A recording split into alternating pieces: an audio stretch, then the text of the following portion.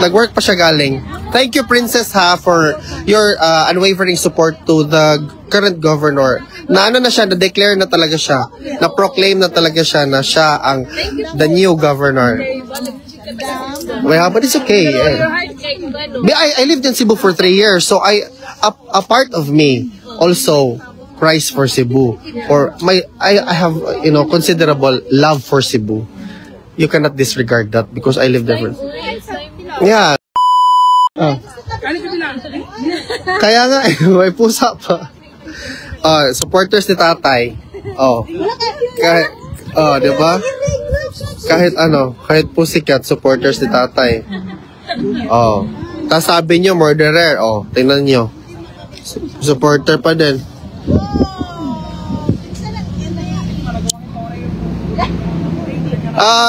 Nag-work na po si Sir Michael King. Wala na po siya dito. Umalis na po siya, guys. If that's clear enough. And also the bottom line is that they were able to amicably settle whatever differences they've had. From the other side, they echoed or they aired their sentiments, their disappointments, their anger or whatnot. That's why they did what they did. Unfortunately, it was caught on live, or it was also captured in my live, so I decided to delete that because that only that carries negativity, which is not necessarily or needed actually to the things that we are doing. We are actually showing the world and echoing to the world that we wanted to show our unwavering. Hello po, welcome po. Agusan, San Francisco ka, ma'am? Butuan ka, ma'am? I grew up in Agusan also. Alvin, hello sir. Hello po. Hello po. Yes ma'am, I studied sa Agusan del Sur National High School sa first year. And then we moved to Butuan. But I really grew up in Agusan. Agusanon gid ko. Since I was born in Butuan. Ma'am, do you want to greet your families? Yeah, we currently have 2,200 people. Just to say hi. From California pa po yung kababayan natin, guys. Hi! Hi to Agusano. Agusano. San Francisco, no? San Francisco, Agusan. From San Francisco, Agusan del Sur. Thank you so much for being here together with their son, of course. Thank you, ma'am, for your unwavering support and love. Dito yung naka-base, you traveled here to do this? Sa California. California, yeah. I mean, like from LA, you traveled here? From LA, they traveled all the way from LA to come here, ha? Welcome to the Duterte Street. Nakita niyo na ba, ma'am, yung Duterte park before, and then the Duterte forest there also. Ma'am, if you want to have some liquids, we have coffee, we have some juice also, na po cake and stuff, yeah. Thank you, welcome po. Stay at home lang tayo. Nandito po si tatay, welcome din po kayo. Sige ma'am, sige sir, sige ma'am sir, walang problema. So, yun po, grabe gina mga Pilipino ba, pag marites gani, daghan kayo sila, pero pag di marites, normal lang. Yan. Kasali permis sir, pag-ampo, thank you so much sir. No, unfortunately, there's nobody scheduled today to visit Tatay Digong because the person who's supposed to replace Congressman Pulong to do the visiting hasn't arrived. So let's just wait patiently for further developments pertaining to that. I would have wanted to interview them today, but unfortunately it's not possible. Yes, I am Trento, okay. I grew up in Agusan. I am an Agusano and I am proud Agusano. But then later on, the later part of my teenager life was more in Butuan. So I am like literally a Caraga baby, if that's a sufficient term. Mga taga Agusan Loe. Shout out mga hinguog nun. Hello po sa inyong lahat. Watching from Veruela, Agusan del Sur. Guys, again, as I've mentioned before, I explicitly mentioned this before. that there's actually no media coverage to what's really happening here in the Duterte Street with regards to our unwavering support and love to the former president. And media is a critical factor in echoing our efforts to the world, not only to the Philippines. So it is important for everyone, I urge everyone, 2,100 viewers right now, to please share this video so that they will be able to know and see and have an idea of what is it really that we are doing. We are here gathered today as Filipinos, echoing or trying to echo a voice of strong, hopefully strong dissent to what's happening or what many view as an illegal detention of the former president and now mayor of Davao City. We need each other in order to communicate to the world what it is that is happening right now.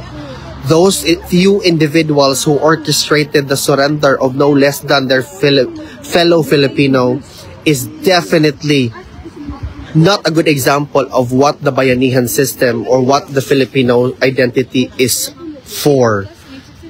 Okay naman ang lahat, guys, pertaining to the incident earlier. Everything is now okay. Everything is settled, so don't worry about that. Sir Michael is already not here. He already left because he needed to work. And then they already had conversation with the other party and they have already cleared the air. If that's not clear enough, you can rewind this live in order for you to better understand the grasp of the situation. Yun po talaga. Again, a resounding congratulations to the former president and now mayor of Davao for winning the midterm election with a astonishing more than 600,000 votes favorable to you. True. Kaya sa inyo kami ni Mikey Kim, Aldo at Ate Marivic nanonood. Yeah. Please share this live because what we are doing is trying to echo a strong message to the international community and to the Philippines in itself. Kasi wala namang coverage even the medias, the mainstream medias of the Philippines on what's really going on right here sa Duterte Street mismo. I already said it before that Duterte Street is not a street named after Roa Duterte. It's not only that. It is a place who actually holds and a witness to the struggles and the steadfast, unwavering desire of Filipinos to call for the immediate release, to demand for the relinquishing, to demand the ICC to relinquish their whatever perceived jurisdiction over the Philippines, which is, by the way, a sovereign state. We are no longer a member state of the ICC since the 17th of March 2019. Therefore, it only follows that jurisdiction with respect to the submission of the defense, challenging jurisdiction should be solved as according or should even be favorable to the Philippines. If indeed strong evidences are present with respect to the allegations hurled against the mayor of Davao, then file it in our local courts. That's the battle cry that we are trying to do. File it in our local courts. We have a live and well, very strong judiciary. Why didn't you file it there? It has been 3 years since he left the presidency, but still now no cases were filed. If that's not incompetence, if that's not whatever it is that you want to categorize it or call it, that is definitely something that you need to look into. Because what is happening now, in my own perception and in my own discernment, my personal conviction, that is no less than a political persecution. But the worst thing is that you put it into the international community. You made the Filipinos a laughing stock to the international community because we cannot even handle our internal affairs. So, enough to my talking, and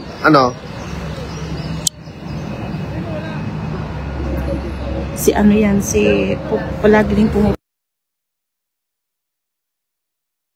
Dinilit ko naman lahat. Oo. Ano na yun? Ano na lang yun? Parang, alam mo yun, aftershocks. After the Lindol, there's an aftershock. So, parang nagiging ano na yun ngayon. Alam mo yun, correct na. Siyempre, people want to know. So, I already explained to them that's already done. It's already over. So, aftershocks na yan. Oo, wala na. Hello, Wild Heart. Shout out to you. Nangapildi man ang lalay, sir. Exactly. That's what happened to people who are greedy of power, because history has always showed it again, time and again, that power or influence or authority is always temporary. Your perceived power or influence right now that you're trying to enjoy or trying to use to intimidate others, particularly vloggers or whatnot, will not be infinite. There's always a limitation. As long as the Constitution stands, your power will be, or your perceived power is limited to what the Constitution says it is. Ana ra. Case closed, move on. Wag na. It's not, there's no point in dwelling to negativity or whatever incidences that happened earlier this day. What we want to focus on is to make sure that we are still one, together, in solidarity with our objective of echoing a strong, resolute, unequivocal love and support to the former president. Nara ka-simple. We need not to dwell in that. Pero ang mga Marites, grabe ang Marites ay kinaabot ko ng 2,200 because of that. Grabe ang mga Marites, ha? Sakit akong likod ka ganina, kaya na-stress ko kapil. Si Ate Jean, wala lang good siya ni cancel na siya siyang training, guys. Kay, murag nakita ko ron niya na na-stress ko kay ganina. Kay, I really don't like this kind of things, ha. So, luckily si Ate Jean, nakasabot siya sa service. Thank you, Ate, ha. Welcome. Sige na lang ko.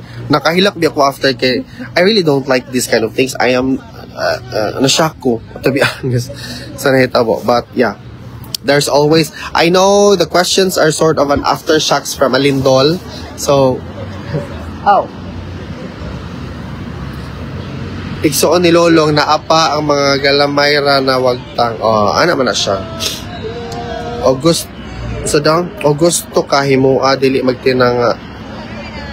Ing ani unta ko o daghan man kag engagement trying hard magug kayot patambag ni Sir Alvin o Rona o gusto kahimua dili magtinanga kay unsaon pag-attach sa proof nga ing ani live binogo lang.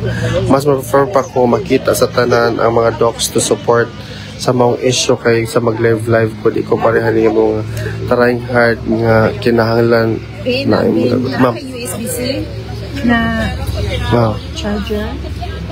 Ma'am. Paus lang po. Why problema? Ngano nag-away naman po mo diha Ginoo ko? Ano?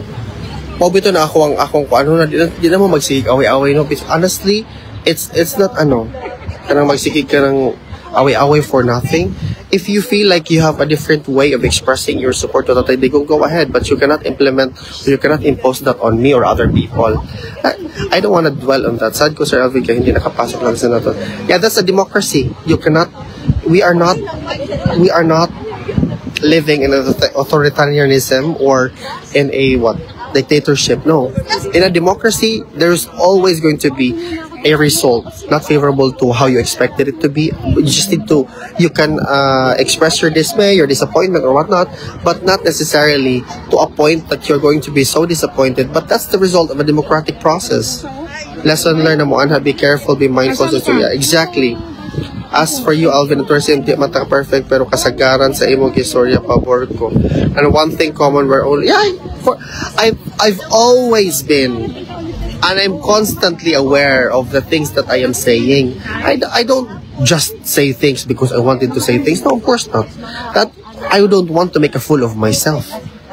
I am old enough to understand what it is that I'm doing. That's why I really hate it when people feel like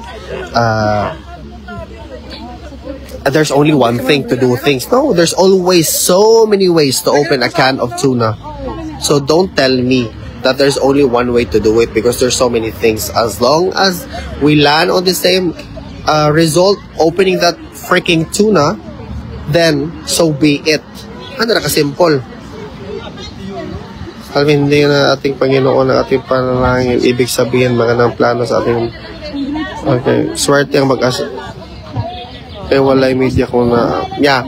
Honestly, you know, you cannot blame nobody. I think both parties are... No, I should not say it. Let's just move on. Let's just move on. It's a water under the bridge. We cannot cry over spilled milk.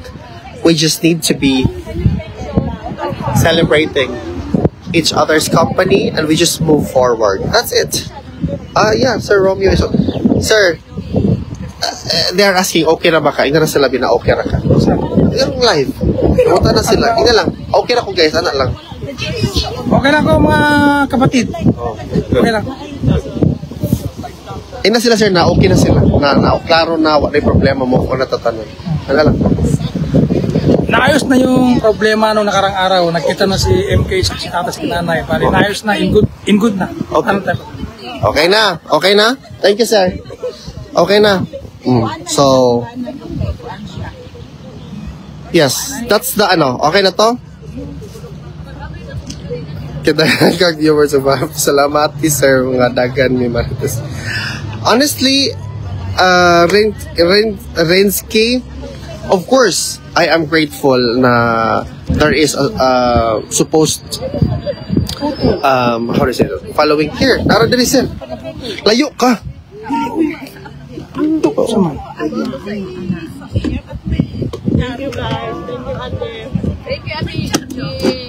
Sensya na sa ano, magkain ko may sunog. Wala, dito ka. Iba-iba man yung ano ko. Dito ka connect. Magkalabi ako ko, drop. Drop.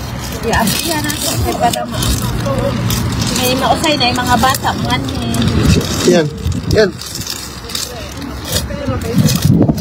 Yan, huwag ka masyadong makalayo. Na-stress tuloy si Justin. Nag-message siya dyan sa akin. Ano si Justin? Ano nangyari? Sabi ko, okay na, wala problema. Kaya nga, Sir Alvin, ikaw na akong telenovel. Every time ka live ka, happy to listen all of your to all comments. Thank you, Remedios Salazar. Yeah. Ayun si Pangutana. Alvin Tourism, kinsa nag-visit kami earlier. Nobody as of now, because we are still awaiting to the